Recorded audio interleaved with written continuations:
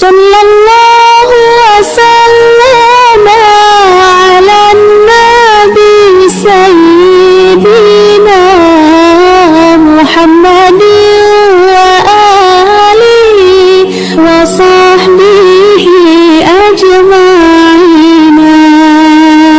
Sallallahu wasallam ala nabi.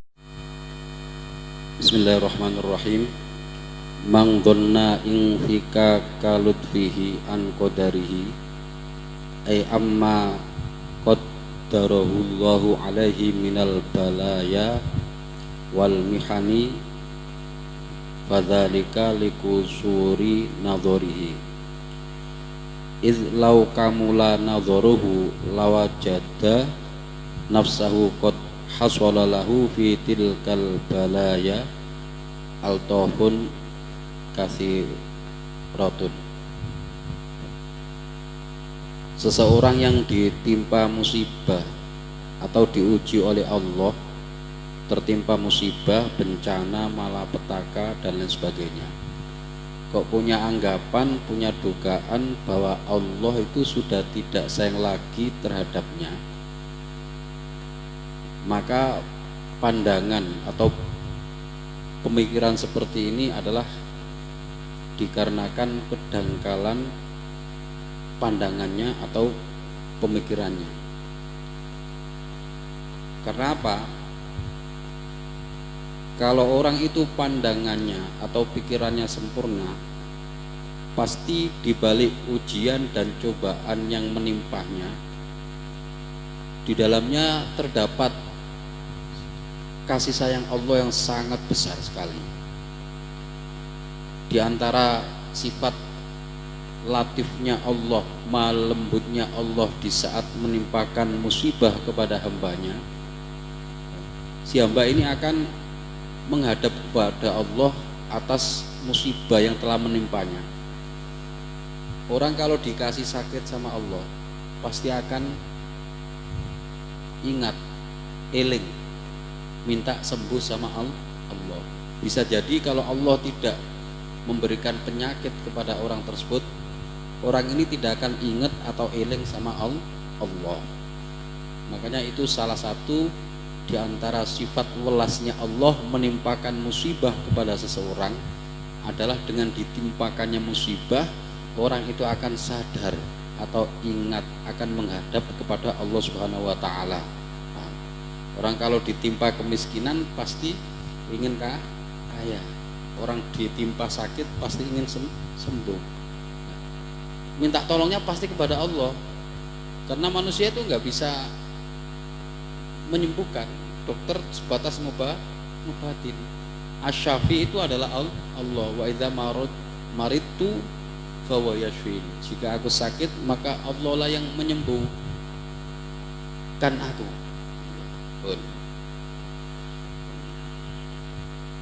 Fa innal balaya allati yabtaliyallahu biha ibadahu munaqidatun li iradatihim wa munaghisatun li syahawatihim. Fa kullu ma ajan nafsah wa yunawwisuha wa allamaha fa huwa mahmudul aqibah min kibari ayyarida al abda ila Allahi wa yalzimuhu ma bi fa yaltaji'a ilaihi. Karena setiap ujian yang Allah timpahkan kepada hambanya itu pasti bertolak belakang dengan keinginan si hamba. Semua orang itu pengen kaya, nggak ada yang miskin. Semua orang pengen sehat, tidak ada yang sakit. Nah ini kan kontradiksi dengan keinginan nafsu seorang hamba. Tapi ingatlah bahwa baliyah tidak menimpa seorang mukmin kecuali untuk mengangkat derajat si orang mukmin. Sebagaimana yang dikatakan di dalam kitab Al-Burhani, innal baliyata lam ta'til mu'mina lituhlikahu. Jadi bala, bencana, musibah, malapetaka, ujian, cobaan tidak menimpa kepada orang mukmin kecuali untuk mengangkat derajatnya. bala ini tidak untuk membinasakan orang mukmin. Bahkan di dalam Al-Quran sendiri dijelaskan, ahasiban nasu ayyutsraku ayyakulu amanna wa hum la yuftanun. Apakah manusia itu punya prasangka, punya praduga, mereka mengaku beriman sebelum mereka diuji, difitnah. Artinya apa? Seseorang itu tidak bisa disebut seorang mukmin sejati sebelum apa? Diuji, dites sama Allah dengan beberapa ujian dan cobaan. Setelah orang itu diuji, Allah akan tahu ini mukmin sejati, ini mukmin apa? Imitasi. Makanya terusan ayat, wala ya'lamannallahu alladziina shadaqu wala ya'lamannal kadzibin. Disitulah Allah akan tahu siapa mukmin yang sungguh-sungguh yang benar dan siapa mukmin yang pembohong. Paham? Good. Wa kullu ma az'ajan nafsa wa yunaghisuha wa 'allamaha bahwa mahmudul akibah. Jadi segala sesuatu yang menjadikan nafsu ini apa, tersendak atau tersakiti, itu endingnya nanti bagus. Ya ibarat jamu itu kan pahit, tapi sebagai obat nanti bisa jadi lantaran wasilah minum jamu orang itu jadi sembuh. Padahal jamu itu pahit. Jadi segala sesuatu yang membuat atau yang menjadikan nafsu itu sakit, itu endingnya nanti akan baik. Mahmudul akibah, terpuji pungkasannya, terpuji akibatnya. Paham? Sama. Dari sisi mana? Ya. Dari sisi mingkibali ayyaridal abda ilallahi walzi muhu bihi wayal taji ilaihi wa hadza adamu faidil balaya. Dari sisi seorang hamba ini kalau sudah diuji sama Allah, secara otomatis dia itu akan berlabuh sama Allah. Mau tidak mau itu pasti akan berlabuh sama Allah. Karena Allah adalah al-multaja, tempat berlabuh, tempat mengungsi. Itu adalah Allah.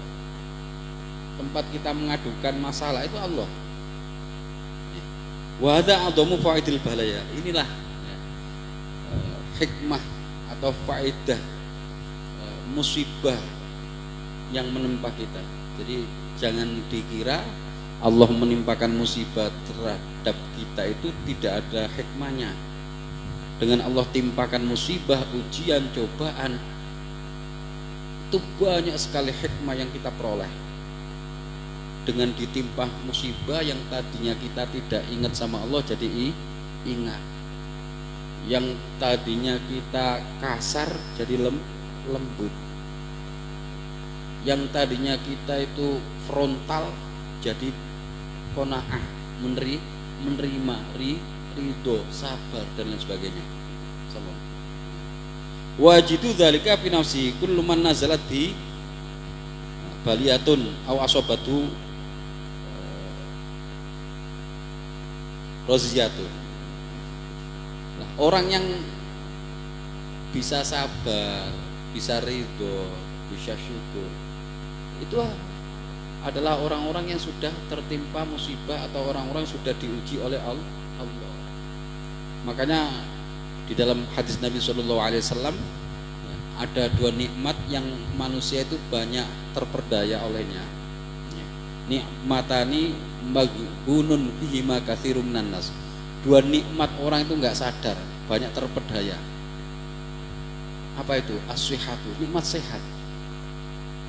Orang itu akan tahu betapa sehat itu sangat mahal, tidak ternilai dengan rupiah kalau sudah merasakan yang namanya sakit. Sekarang buat apa harta melimpah kalau makan aja tidak enak, tidur aja tidak nyenyak. Tapi orang di sini nggak sadar. Orang di sini kebanyakan tidak sadar. Di saat diberi sehat sama Allah itu tidak sadar. Sadarnya itu kalau sudah dikasih sakit baru iling, baru ingat. Makanya peribahasa orang Jawa, gimana kabarnya? Ya, waras tapi nggak seger, badannya masih sehat cuman kantongnya kering lah itu salah sebenarnya. Jadi nikmat yang mahal itu ya nikmat sehat. Setelah nikmat iman, nikmat Islam itu nikmat sehat. Sama. Ya Allah ya Rabbi ya Karim. Wa minha anna fil bala'i du'fun nafsi wa dhahabu quwwatiha wa butlanu sifatiha allati tuqiul abda bidzunub wal ma'asi wa tuqawi rubadahu fid dunya. Di antara sifat latif Allah, sifat lembutnya Allah, sifat ulas asihnya Allah di saat menimpakan musibah, ujian, cobaan kepada kita adalah apa? Lemahnya nafsu. Orang kalau udah ditimpa musibah, setegar apapun, itu pasti sedikit banyak akan ada guncangan. Lemahnya nafsu.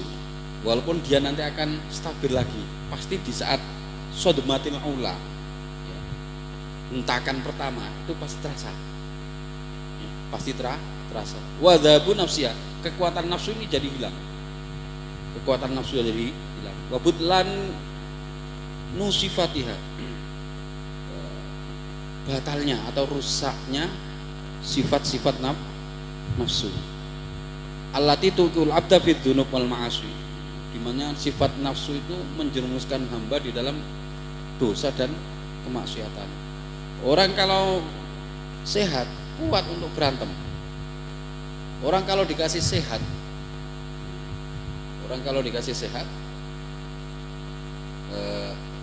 akan apa? Kuat untuk melangkah ke tempat-tempat maksiat. Istilahnya ke tempat prostitusi, ke tempat tongkrongan orang-orang minum. Kalau masih sehat, kakinya masih kuat melangkah. Coba kalau udah nggak bisa bergerak, gimana dia mau maksiat? Makanya